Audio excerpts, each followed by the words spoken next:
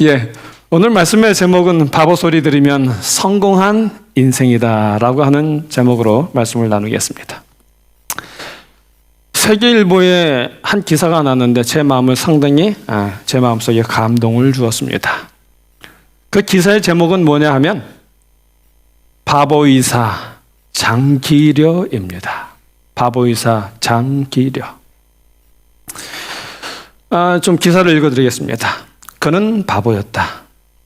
시장에서 상인들이 부르는 값보다 더 비싼 값을 주고 물건을 사기 일쑤였다. 사람들이 그러니 바보 소리를 듣는다고 하자 이렇게 응수했다. 바가지 씌운 값을 깎지 않고 더 올려주면 그 사람도 겁이 나서 그러진 않겠지. 그는 바보처럼 돈을 몰랐다. 6.25 전쟁이 터져 부산으로 피난 온 그는 복음병원을 세워 본격적인 인수의 길에 들어섰다. 원장인 그의 월급은 언제나 적자였다. 번번이 급여를 가불해 환자들의 수술비를 대신 내줬기 때문이다. 심지어 치료비가 없는 환자에게 밤중에 뒷문을 열어놓을 테니 몰래 도망치라고도 했다. 헐벗은 환자에게 내복을 사주고 영양이 부족한 환자에겐 닭 2마리 값을 처방했다. 또한 자신의 집에 구걸온 거지와 겸상을 하고 입고 나간 코트를 거지에게 벗어주는 등 권력이나 돈, 신분에 따라 사람을 대하는 것이 아니라 사람을 사람으로 오직 생명 있는 존재로 대하는 인물이었다. 박사는 북에 남은 아내를 그리며 독신으로 살았다. 남들이 재혼을 권유하면 내 반쪽은 북쪽에 있다며 손사래를 쳤다. 그는 울밑에선 봉소나열을 틈틈이 불렀다. 아내가 가르쳐준 그의 사부곡이었다. 홀로 잠자리에 든 박사는 꿈속에서 자주 아내를 만나곤 했다. 잠결에 창문을 두드리는 빗소리를 듣고 아내인 줄 착각해 문을 열고 나간 적도 있었다. 그런 박사에게 꿈속의 아내를 실제로 만날 기회가 찾아왔다. 남북 이산가족 상봉을 추진하던 정부가 박사에게 특별 상봉을 주선한 것이었다. 하지만 다른 이산가족들과 형평성에 맞지 않는다며 끝내 뿌리쳤다. 그러고는 나는 아내의 사진이라도 한 장 갖고 있으니까 라고 자신을 다독였다. 한평생 사랑과 봉사의 길을 걸은 박사도 크게 화를 내는 일이 있었다. 임종을 앞두고 제자들이 찾아와 흉상을 만들겠다는 의견을 냈다. 그러자 내 흉상을 만드는 놈은 지옥에나 떨어져라 라고 말을 했다. 스승의 일갈에 제자들은 놀라 주저앉고 함께 온 사진사는 밖으로 뛰쳐나갔다. 제자들이 세배하러 오자 장기려 박사는 제자들에게 금년엔 날 좀 따라서 살아봐. 선생님처럼 살다가 바보 되게요? 그러자 장기려 박사는 껄껄껄 웃으며 다음과 같이 말했다. 그렇지. 바보란 소리 들으면 성공한 거야. 바보로 살기가 얼마나 어려운 줄 아나? 그렇다. 그는 분명 바보 같은 사람이다. 세속의 기준으로 따지자면 천하에 둘도 없는 바보였다. 병원장과 서울대 교수를 지냈지만 조그마한 집 한 채 없었다. 정년 퇴임 후에 머문 집은 복음병원의 옥탑방이었다. 그가 남긴 재산은 1,000만 원이던 예금 통장이 전부였다. 그 돈마저 자신의 육신을 돌봐준 간병인에게 모두 주었다. 그는 청년 시절 의사가 되기 전에 세상에 하나의 다짐을 품었다. 의사를 한 번도 못 보고 죽어가는 사람을 위해 평생을 바치겠노라고. 여기 청년의사 장기려 이 책은 손홍규라는 분이 썼는데요. 그 406페이지에 보면 그 일화를 이렇게 써놨습니다. 왜 아픈 사람을 일컬어 환자라고 하는지 아나? 환은 꿰맬 관자와 마음 심자로 이루어져 있다네. 상처받은 마음을 꿰매야 한다는 뜻이라고 할 수 있네. 다시 말해 환자란 다친 마음을 어루만져줄 손길을 필요로 하는 사람일세. 눈에 보이는 상처는 치유하기 쉽지만 마음에 새겨진 상처는 쉽게 아물지 않는다네. 자네가 진정한 의사가 되려면 무엇보다 먼저 환자의 마음을 고치는 의사가 되기를 바라네. 그렇습니다. 장기려 박사는 성공한 인생을 살았습니다. 바보 소리를 들으니 성공한 인생을 산 것입니다. 바보처럼 자기 것 챙길 줄 모르고 바보처럼 자기 걸 다 나누어 주었으니 그는 성공한 인생입니다. 오늘 우리가 나누려는 선한 사마리아인의 비유가 바로 그런 이야기입니다. 오늘 본문의 말씀은 누가복음 10장 30절로 36절인데요. 거기 보면 이렇게 말합니다. 어떤 사람이 예루살렘에서 여리고로 내려가다가 강도를 만나매 강도들이 그 옷을 벗기고 때려 거반 죽은 것을 버리고 갔더라. 마침 한 제사장이 그 길로 내려가다가 그를 보고 피하여 지나가고 또 이와 같이 한 레위인도 그곳에 이르러 그를 보고 피하여 지나가되 어떤 사마리아인은 여행하는 중 거기 이르러 그를 보고 불쌍히 여겨 가까이 가서 기름과 포도주로 그 상처에 붓고 싸매고 자기 짐승에 태워 주막으로 데리고 가서 돌보아 주고 이튿날에 데나리온들을 내어 주막 주인에게 주며 가로되 이 사람을 돌보아 주라. 부비가 더 들면 내가 돌아올 때에 갚으리라 하였으니 내 의견에는 이 세 사람 중에 누가 강도 만난 자의 이웃이 되겠느냐. 어느 날 예수님을 시험하려고 온 율법사로부터 영생에 관한 질문을 받습니다. 그래서 예수님이 말씀하셔요. 뭐라고 말씀하시냐면 하나님을 사랑하고 이웃을 사랑하라 라고 가르쳐 주십니다. 그러자 율법사가 예수님께 물어요. 누가 우리의 이웃이니까? 그 질문을 받으시고 예수님께서 한 비유로 말씀해 주십니다. 그 비유가 바로 이거예요. 어떤 한 사람이 예루살렘에서 여리고로 내려가다가 강도를 만났다는 것입니다. 강도를 만나 거반 죽게 되었는데 유대인 중에서도 제사장, 그 제사장이 예루살렘에서 여리고로 내려가는 길이었어요. 그런데 그 강도를 어떻게 했다 그래요? 피하여 지나갔다고 말합니다. 그 다음에 또 한 사람이 나타납니다. 그 사람은 누구냐면 레위 사람이에요. 근데 그 레위 사람도 피하여 갔습니다. 그리고 세 번째 한 사람이 나타났는데 그 사람은 누구냐 하면 사마리아 사람입니다. 근데 그 사마리아 사람이 그냥 지나가는 것이 아니라 그를 불쌍히 여겨 치료하여 주고 주막까지 가서 도와주고 그 사람을 돌보아 주는 것입니다. 주님은 이 이야기를 마치면서 누가 내 이웃이 되겠느냐라고 물으셨습니다.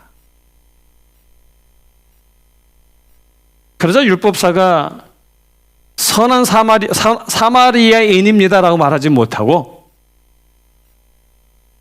자비를 베푼 자니다라고 말을 합니다. 그러자 예수님께서 말씀하셔요. 뭐라고 말씀하시면 너도 이같이 하라고 말씀하십니다. 자, 근데 여기서 궁금한 게 있습니다. 근데 왜 예수님은 여기에서 선한 사마리아인을 등장시켰을까요? 강도 만난 사람도 유대인인데 그 일반 유대인도 아니고 제사장이 지나가면서 피하여 갔고 그 다음에 또 레위인도 피하여 갔는데 이제 등장하는 세 번째 사람이 사마리아인이에요. 왜 예수님은 사마리아인을 강도 만난 유대인의 이웃으로 등장을 시키셨을까요? 먼저 결론부터 생각을 하면요. 우리가 사단에게 속임을 당하고 상처를 받고 도둑맞고 파멸되어 멸망당하도록 버림받은 존재라는 사실을 알게 하시기 위해서입니다. 그리고 예수님은 그런 우리의 선한 이웃이 되신 분이 바로 당신이심을 우리에게 알게 하시기 위해서 이 말씀을 주셨습니다. 자, 33절에 보면 어떤 사마리아인은 여행하는 중 거기 이르러 그를 보고 어떻게 여겨요? 불쌍히 여겨 이렇게 말을 합니다. 여기 불쌍히 여겨라는 이 말은 그 원어로는 스플랑크니 조마이라는 말이에요. 스플랑크니 조마이. 근데 이 말의 의미는 뭐냐면 불쌍히 여기다, 동정하다라는 뜻입니다. 이 스플랑크니 조마이가 공간복음이 뭔지 아시죠? 공간복음은 요한복음을 4복음서 중에 요한복음을 뺀 마태, 마가, 누가, 요한을 공간복음이라고 말을 합니다. 그 공간복음에 이 단어가 12번이나 등장을 해요. 근데 그 중에서도 특별히 우리에게 인상 깊은 부분은 어디냐면 새 비유에서 사용이 되어지는데 그 첫 번째는 뭐냐면 마태복음 17장에 나오는 1만 달란트 빚진 자를 용서한 비유입니다. 거기 보면 종이 1만 달란트 빚진 자를 탕감하여 줍니다. 그래서 33절에 보면 그 모든 일들 위에 아시죠? 1만 달란트 탕감받은 자가 나가다가 자기에게 100데나리온 빚진 자. 원데나리온은 한 달란트에 16분의 1가족밖에 안 돼요. 근데 1만 달란트는 계산하면 우리가 월급 받는 사람들 평균 기준으로 따지면 20년치에 해당하는 금액이에요. 그런데 이 사람은 100데나리온 빚진 자를 만났어요. 자기한테. 그런데 그 사람을 만나고 어떻게 했습니까? 갚으라고. 당장 갚아! 이러면서 어떻게 했어요?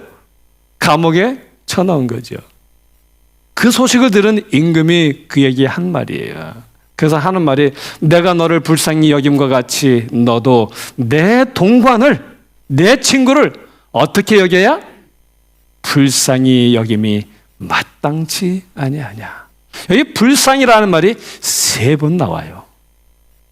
불쌍히 여겨 놓아보내며 내가 너를 불쌍히 여김과 같이 너도 불쌍히 여김이 마땅하다라고 하는 말이 3번 반복해서 등장을 합니다. 그 다음에 두 번째, 누가복음 15장에 나오는 탕자의 비유예요. 그 탕자의 비유에 보면 그 집 나갔던 탕자가 이제 아버지께 돌아옵니다. 그런데 거기 보면은 뭐라고 나오냐면 이에 일어나서 아버지께 돌아가니라. 아직도 상거가 뭐한데요? 먼데. 아직도 거리가 먼데 아버지가 저를 알아보고 저를 어떻게 여겨요? 측은히 여겨 달려가 목을 안고 입을 맞추니. 여기 측은이라고 말합니다. 상거가 멀어요. 남들은 알아보지 못할 만큼 먼 거리인데 노인이 그것을 알아보고요. 그리고 노인이 달려갔어요. 그리고 그를 껴안고 입을 맞췄다라고 얘기합니다. 그 다음에 세 번째 나오는 그 비유는 뭐냐면 오늘 우리가 살펴보는 선한 사마리아인이에요.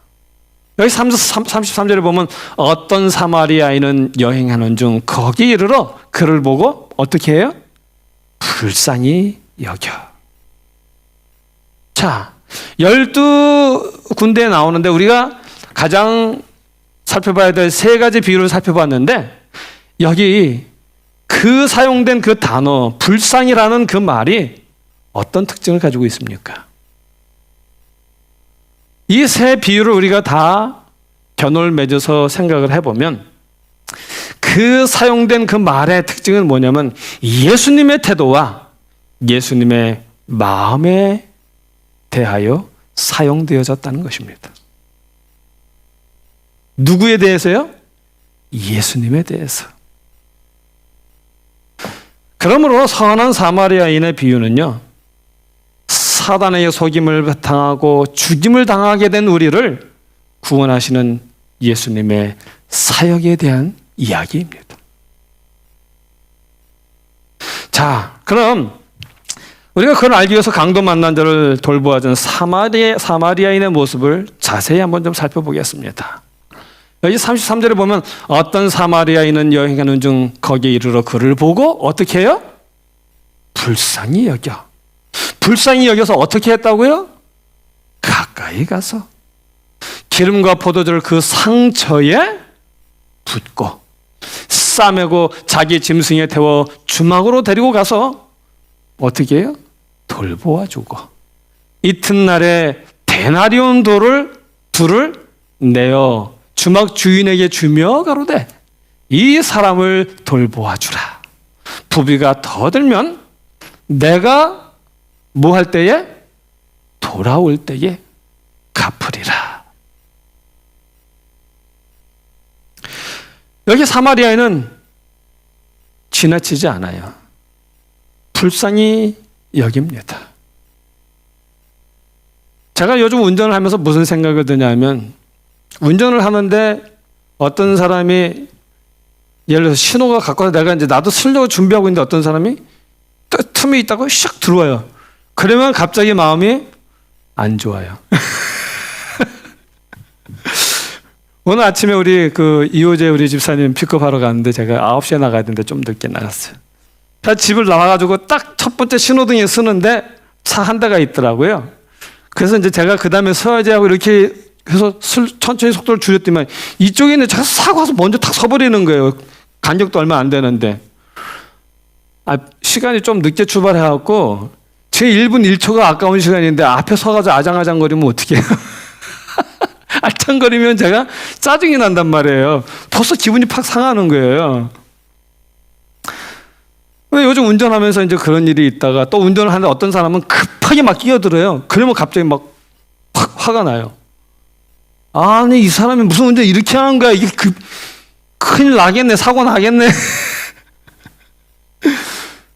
그러면서 막 속에서 막 울그락불그락 제가 막 그러는 거예요. 기분이 안 좋아요. 그런데 하나님의 성령이 제 마음을 탁 건드리시는 거예요.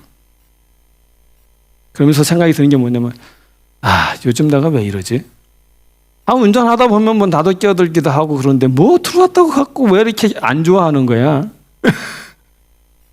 그 사람이 들어올 수도 있고 급하니까 설 수도 있고 내가 한번 쓰면 되는 거지. 양보하면 되는 거지. 왜 그래? 하면서 생각이 드는 게 뭐냐면 내가 어느새 나도 모르게 이 세상이 내 중심으로 돌아가 주기를 바라는 마음을 갖고 살아가는구나. 내가 다른 사람들을 생각하며 그들을 이해하며 살아가는 것이 아니라 남들이 다 나만 이해해주고 그리고 나를 위해서 그들이 살아가고 행하는 모든 것들도 운전하는 것도 나를 위해서 운전해 주기를 바라는 그런 삶, 그런 마음을 가지고 살아가는구나 하는 것을 생각하게 됐습니다. 여기 사마리아인은 여러분 같은 민족인 유대 사람, 그것도 누구요? 제사장. 그리고 또 누구요? 레위인. 이런 사람들도 다 지나갔어요. 피하여 도망갔어요. 그렇다면 이 사마리아인은 어떻게 해도 돼요? 그냥 가도 되죠. 그냥 가도 됩니다. 그런데 그는 그를 보고 불쌍히 여기는 것입니다. 위험하고 불편한 일일 뿐 아니라 비용이 드는 일이에요. 더더군다나 내 생명마저도, 그를 돌보아 준다고 엎드려서 하다가는 내 생명마저도 위험받을 수 있는 그런 일임에도 불구하고 상처 입은 사람을 치료하기 위하여 가까이 가서 무릎 꿇고 앉아서 그를 싸매어 주는 것입니다. 여기 기름과 포도주를 그 상처에 부어주고요, 그리고 그 상처를 싸매어 주었습니다. 그리고는 그를 자기 나귀에 태워서 안전한 장소로 그를 데리고 갑니다. 그리고 그는 그 사람의 숙박을 위하여 돈을 지불합니다. 그리고 밤새도록 그를 돌보고 계속해서 잠도 안 자고 그 사람을 지켜봤어요. 그리고 주인에게 아침에 그에게 필요한 것들을 미리 제공하면서 미리 돈을 지불합니다. 그리고는 부비가 더 들면 내가 돌아올 때에 갚으리라 라고 이야기를 합니다. 우리가 이 이야기에 나타난 이 사마리아 사람에 대한 이야기가 왜 이렇게 감동적이고 그런지를 우리가 알려면, 그리고 우리가 하나님의 마음을 알려면 이 사마리아 사람과 유대인과의 관계를 알아야 됩니다. 요한복음 4장 3절로 4절에 보면 거기 예수님의 이야기가 나타나요. 유대를 떠나사 다시 갈릴리로 가실새 사마리아로 통행하여야 하겠는지라. 여기 말의 의도를 잘 알아야 돼요. 하겠는지라. 이 하겠는지라의 그 원어는 뭐냐면 데이예요, 데이. 이 데이는 뭐냐면 반드시 해야 한다는 것입니다. 꼭 필요하다는 거예요. 의도적인 것이죠. 그런데 이 말을 잘 생각해 보면요, 이거는 평범한 이야기가 아니라는 거예요. 예수님께서 사마리아로 통행하신 일은 평범한 이야기가 아니라는 거예요. 극히 이례적인 일이라는 것입니다. 그렇다면 그 말은 꼭 필요한 경우를 빼고는 그 길로는 결코 가지 않는다는 거예요.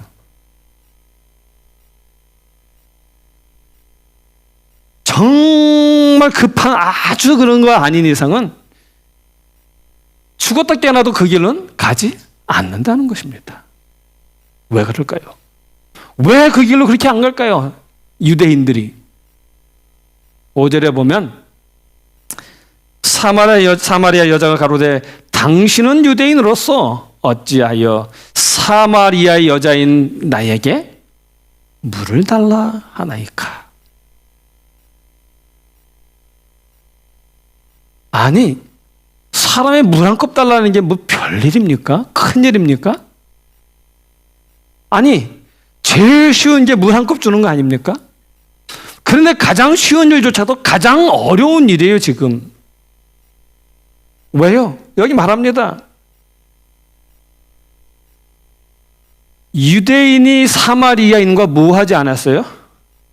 상종치 않았어요. 어느 정도냐면 물 한 모금조차 구하지 않을 만큼요. 그 정도로 관계가 안 좋았습니다. 성경에 보면 유대인들이 사마리아인을 이방인 취급했어요. 근데 여러분, 좋게 표현해서 이방인이지 그 이방이라는 말의 의미는 어떤 의미냐 하면 개요, 개. 그 우리가 흔히 개 같은 뭐 이러잖아요. 그렇죠? 그 개 같은 예요. 개 같은 존재입니다. 그 예가 마태복음 15장에 나와요. 마태복음 15장에 예수님께서 있는데 어떠한 가난한 여자가 예수님께 와서 막 소리를 질러요. 주 다윗의 자손이여 나를 불쌍히 여기소서. 내 딸이 흉악한 귀신에 들렸나이다. 그랬더니 예수님이 뭐라고 대답하시는지 아세요? 24절에 보면 나는 이스라엘 집에 잃어버린 양 외에는 다른 데로 보내심을 받지 아니하였노라. 그리고 더 심한 말씀하셔요. 자녀들의 떡을 취하여 누구에게? 개들에게 던짐이 마땅치 아니하니라.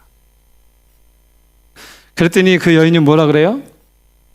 주여, 옳소이다마는 개들도 제 주인의 상에서 떨어지는 부스러기를 먹나이다.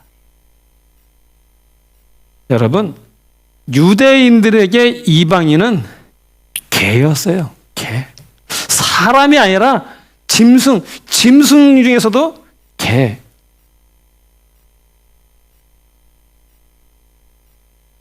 저희 집에 개 한 마리가 생겼는데요.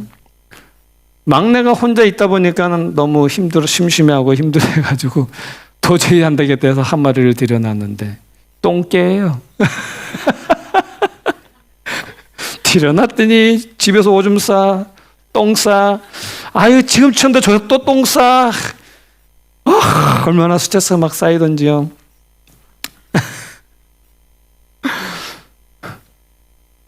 데려온 지가 한 3개월 된 것 같아요. 요 녀석 오줌 싸고 똥 싸고 하니까 얼마나 꼴보기 싫은지.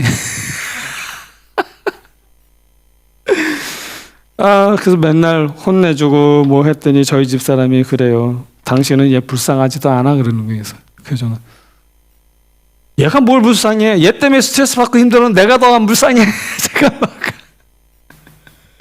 한참을 지나다가 한 지난주쯤에서야 제 마음속에 이런 생각이 들더라고요. 그래, 얘는 이렇게 태어난 걸 어떡해. 얘는 지 똥이 더러운 줄도 모르고 지 똥 먹고 오줌도 아무데나 싸는데, 아이고. 그래서 그 개를 제가 조금 이해해주고 조금 불쌍히 여겨주는데 시간이 3개월이 걸렸어요.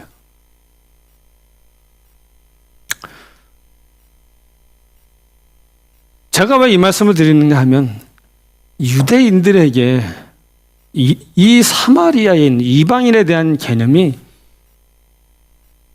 이것보다 훨씬 더 심하다는 거예요. 엄청 심하다는 것입니다.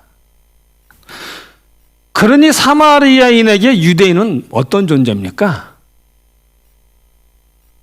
원수 같은 존재지요. 원수지요.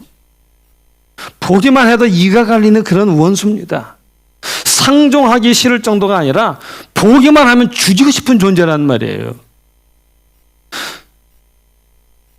그 유대인과 사마리아인의 관계가 서로 으르렁대고 보기만 하면 죽이려고 하고 그 쉬운 가까운 길 놔두고 죽어도 안 가고 그 2배, 3배 되는 먼 길로 돌아가야만 하는 그런 관계였다는 것입니다. 왜 그런 관계가 되었을까요? 그걸 살펴보면 굉장히 그 사연이 깊어요. 우리가 잘 아는 것처럼 솔로몬 이후에 이스라엘이 둘로 나뉘어집니다. 하나는 유다 백성과 유다 족속과 베냐민 족속으로 중심이 된 남방 유다가 형성이 되어졌고 12족속 중에 나머지 10족속을 중심으로 한 북방 이스라엘이 형성이 되어집니다. 그런데 북방 이스라엘의 수도가 사마리아예요. 그래서 사마리아 하면 북방 이스라엘 사람이에요. 그런데 문제는 뭐냐 하면 BC 722년에 이 북방 이스라엘이 아수르에서 멸망을 합니다. 그런데 당시 아수르 나라는 어떤 정책을 가지고 있었냐면 혼합 정책을 가지고 있었어요. 그래서 이스라엘 북방 사마리아에서 대부분의 많은 이스라엘 사람들을 포로로 잡아가서 아수르에 갖다 놓고 아수르에 있는 이방 사람들을 잔뜩 가져다가 북방 이스라엘 사마리아에 딱 갖다 놓은 것입니다. 그래가지고 그때로부터 북방 이스라엘 사람들이 막 피가 섞이기 시작을 하고요. 그리고 여호와 유일신앙이었는데 그 신앙이 혼합되기 시작을 한 거예요. 순수혈통, 하나님께 택함받은 아브라함의 순수한 혈통을 중요시 여기는 유대인들에게 이 상황은 도저히 받아줄 수가 없는 상황이었어요. 그래서 이 유대인들은 이 사마리아인들을 그때부터 이방인 취급하기 시작합니다. 그런데 이 사마리아 입장에서는 기분이 나빠요. 왜? 나도 아브라함의 후손인데, 근데 저게 자기만 하나님께 선택받은 그쵸? 민족이고 나는 아니라고 그러니 얼마나 화가 나겠습니까? 그때부터 시작된 악연이 BC 457년, 약 300년이 지나고 나서예요. 유다도 멸망했죠. 근데 그 페르시아 고레스 왕의 귀한 명령에 의해서 BC 457년에 스룹바벨을 지도하에 포로들이 돌아옵니다. 돌아와서 예루살렘 성전을 짓기 시작을 하죠. 그랬더니 그 사마리아 사람들이 와서 그러는 거예요. 우리가 에살핫돈 왕이 우리를 이곳으로 보낸 이후부터 지금까지 줄곧 하나님께 제사를 드려왔다. 우리도 하나님 믿는 백성이니 하나님을 위하여 짓는 이 성전에 우리가 협력할 때니 같이 짓자 그러는 거예요. 그랬더니 유대인들이 뭐라고 말을 하냐면 너희는 우리와 아무 상관이 없다라고 하는 거예요. 그래서 우리는 우리 홀로 하나님의 여호와전을 지으리라 이렇게 말을 하는 거예요. 여러분, 왜 이 말이 사마리아인들에게 화가 날까요? 우리는 하나님께 택함 받은 백성이라는 거예요. 하나님의 택한 백성이라서 우리가 하나님의 전을 지어야 된다는 거예요. 너희는 하나님께 택함 받지 못한 민족이기 때문에, 사람들이기 때문에 하나님의 성전 짓는데 우리와 함께하지 못하겠다라고 말하는 것입니다. 그러니 300년 전에 무시당했는데 이제 또다시 뭐라 그래요? 너희는 하나님께 선택받지 못한 사람들이라고, 기업받지 못한 백성이라고 말을 하니 이 사람들이 화가 날 대로 난 거예요. 그래서 이 사람들이 예루살렘 성전 짓는 것을 방해하기 시작한 거예요. 그게 에스라서 느헤미야서의 이야기입니다. 이렇게 멸시당하고 냉대당하고 그러다 보니까 화가 나니까 이 사람들이 어떻게 했어요? BC 300년경, 어떤 사람은 뭐 332년이다 322년이다 말들 나오는데 300년경에 이 사마리아 사람들이 그래? 그럼 우리도 우리 성전 하나 짓자라고 하고 성전을 지어요. 그리심산에, 사마리아에 있는 그리심산에 성전을 짓게 된 것입니다. 이리하여 유대인과 사마리아인은 결코 돌이킬 수 없는 외나무 다리를 건너간 원수가 된 것입니다. 이렇게 800년 동안 조상 대대로 원수였어요. 우리 한국 사람들 36년 일제 치하도 잊지 못해갖고 아직도 일본 하면은 가위바위보도 지면 안 된다 그러는데 그러니까 우리의 몇 배? 20배가 넘어요. 800년의 원수예요. 그 800년의 원수를 만나면 어떡하겠습니까? 꼴 좋다. 그럼 잘 됐다. 너 맛 좀 봐라 하면서 그냥 지나가겠죠. 그런데 이 사마리아는 어떻게 했어요? 이 사마리아인은 그를 불쌍히 여긴 것입니다. 온갖 불편과 손해볼 것을 알면서도 그를 불쌍히 여겼습니다. 더더군다나 그 사람을 돌아보는 일은 목숨을 내놓는 일이에요. 왜 그러냐면 예루살렘에서 여리고로 내려가는 길은요 죽음의 길이라고 불렀어요. 왜냐하면 왜 죽음의 길이냐 하면 그 길에는 강도떼들이 수시로 나타나는 곳이에요. 그리고 그 길에는요, 강도들이 깔아놓은 미끼가 널렸어요. 가다가 어떤 고아 같은 아이가 헐벗고 배고프다고 도와달라고 낑낑대고 있다. 걔 도와주다간 걔는 강도가 갖다 데려다 놓은 미끼거든요. 그 다음에 또 어떤 여인이 길을 가다가 거기서 또 강도 만나가지고 죽게 생긴 것처럼 막 그러고 있어요. 그때 그 사람 또 도와주다가는 어떻게 돼요? 내가 함정에 빠져서 결국은 죽임을 당하는 일이에요. 그래서 이 사마리아에서 예루살렘으로 올라가다가라고 말 안 하고 성경은 내려가다가라고 말하고 있어요. 올라가는 길에 이 제사장과 레위인들이 이 사람을 피하여 갔다라고 하면 좀 이해가 될 수도 있어요. 성서적으로. 왜냐?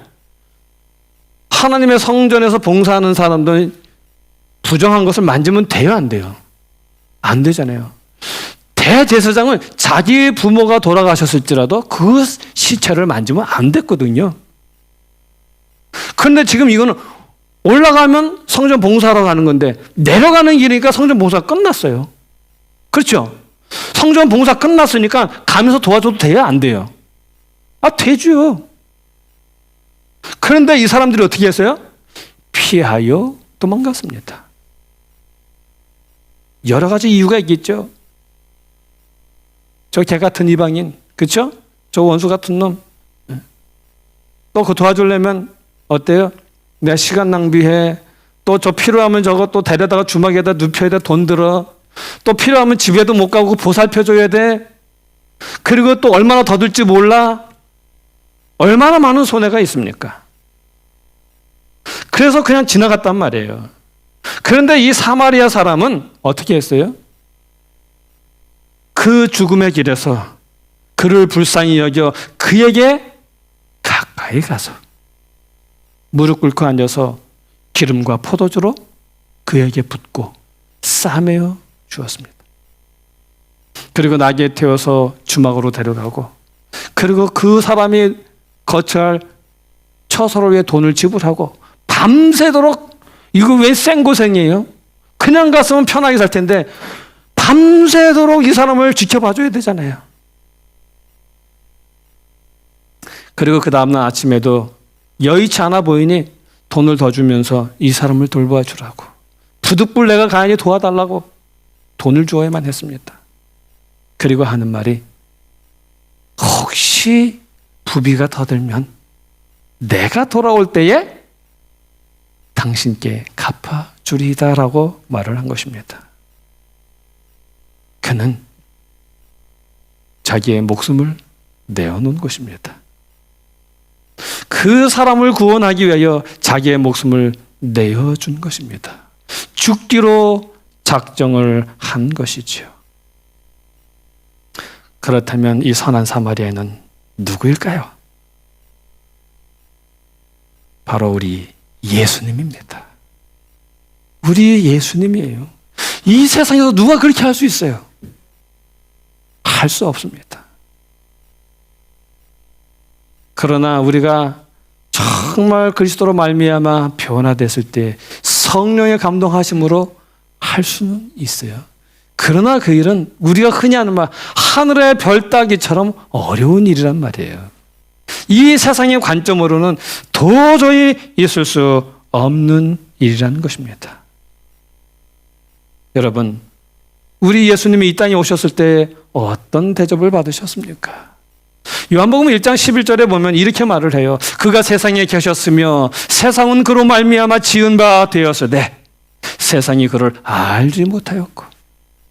그분이 세상에 계셨대요. 그런데 그분으로 말미암아 지은 바 된 이 세상이 자기를 지으신 그분도 알지 못했다라고 말합니다. 그 다음에 11절에 보면 자기 땅에 오매 자기 백성이 뭐 하지 않았어요? 영접치 아니하였으나. 또 요한복음 8장 48절에 보면 이렇게 말합니다. 요한복음 8장 48절입니다. 유대인들이 대답하여 가로되 우리가 너를 누구라고요? 사마리아 사람. 예수님한테 욕하고 있는 거예요. 이런 개 같은 뭐 이러고 말하고 지금 있는 거하고 똑같은 거예요. 그 당시에 사마리아 사람은 그런 대명사로 사용되어졌거든요. 오늘날은 바뀌었지요. 그 다음에 또 뭐라고 말해요? 너는 뭐라고요? 뭐 들렸다고요? 귀신. 예수님이 오셔갖고 귀신 들려면 고쳐주고 병 고쳐주니까 뭐라고 말해요? 바알세부를 그 힘입어서 쫓아내면 너 귀신 들렸다고 말하는 거예요.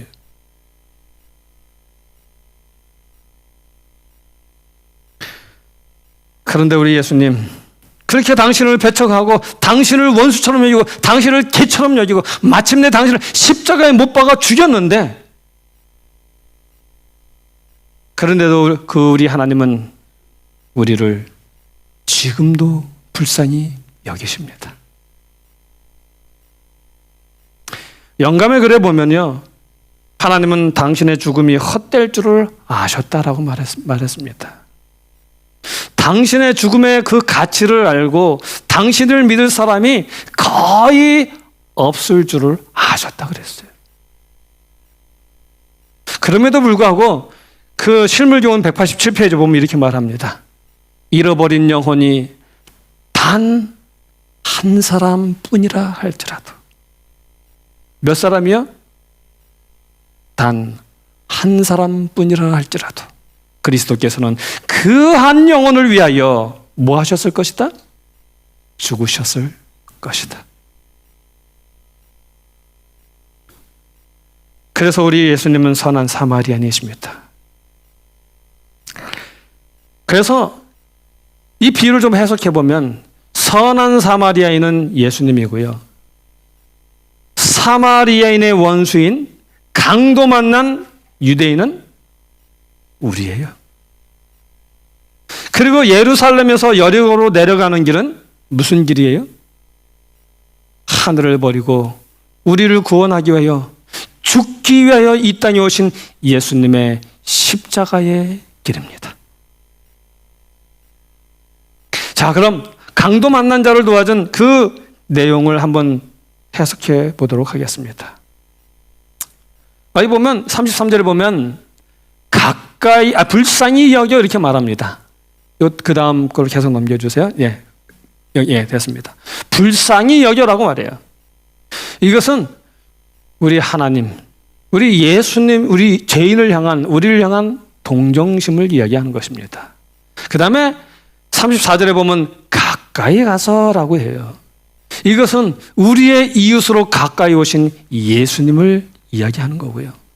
그 다음에 또 34절에 보면 기름과 포도주를 그 상처에 붓고 싸매고라고 말합니다. 여러분, 포도주는 성경에서 무엇을 표상합니까? 우리 예수님의 피를 상징합니다. 그러므로 예수님의 십자가와 성령의 역사를 표상하는 것입니다. 그 다음에 또 34절에 보면 자기 짐승에 태워 주막으로 데리고 가서 뭐 해요? 돌보아주고. 우리를 돌보시는 그리스도의 돌보심을 이야기하는 것입니다. 그 다음에 35절에 보면 부비가 더 들면 내가 돌아올 때에 갚으리라라고 말씀을 하셔요. 이건 뭡니까? 예수님의 재림입니다. 계시록 22장에 보면 주님이 오신다 그래요. 속히 오신다 그래요. 그런데 그분이 뭐라고 말씀하셔요? 내가 내게 줄 뭐가 있어요? 상이 있어.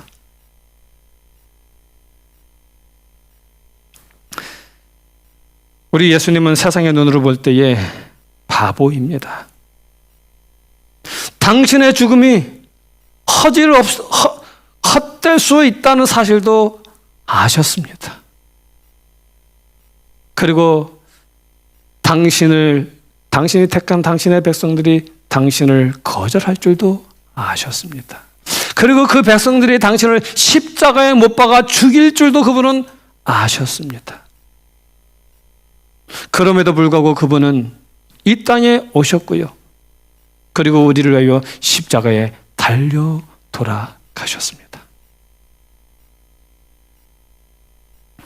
이제 우리 장기려 박사의 한 이야기를 더 들려드리면서 마치겠습니다.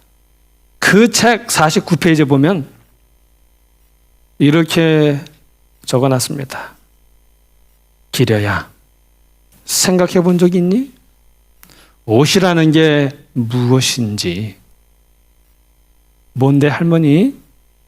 옷이라는 건 말이다, 내 몸에 온기를 가둬두는 것일 뿐이란다.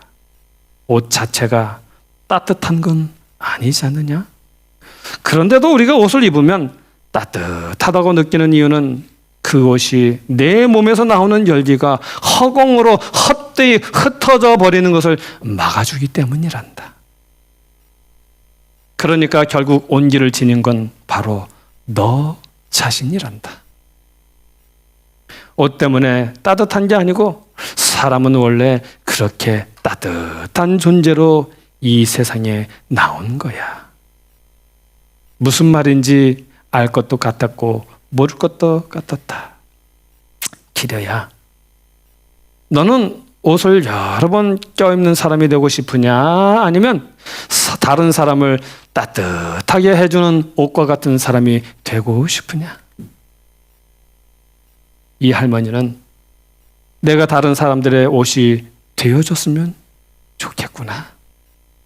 다른 사람들의 체온을 지켜주는 옷처럼 늘 사람들 곁에 머무는 그런 사람이 되어준다면 더 바랄 게 없겠구나. 기려야, 너는 뜨거운 인간이란다. 여러분, 그렇습니다. 옷은 우리의 따뜻한 열기를 나가지 못하게 막아주는 것입니다. 그러므로 사람들에게는 그 온기를 잡아줄 옷이 필요합니다. 오늘 주님은 우리에게 말씀하십니다. 너도 이와 같이 행하라고요. 누가 내 이웃이냐? 여러분, 오늘 하나님께서 우리에게 하시는 말씀은 우리가 이웃을 향하여 따뜻한 그 옷이 되어주지 않겠냐라고 묻고 계십니다.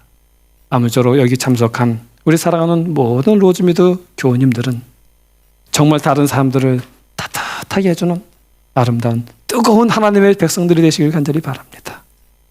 그래서 이 세상을 정말 주님 오실 때까지 그래도 아름답고 살만한 곳이 되게 해야 되지 않겠습니까? 그리고 옆에 있는 내 이웃들의 손을 잡아주고 함께 믿음의 길을 가도록 그들을 끌어안고 부둥켜 안아줘야 되지 않겠습니까? 아무쪼록 서로의 따뜻한 옷이 되어줘서 서로를 덮어주는 아름다운 우리 믿음의 삶이 되기를 간절히 바라면서 오늘의 말씀을 줄이겠습니다.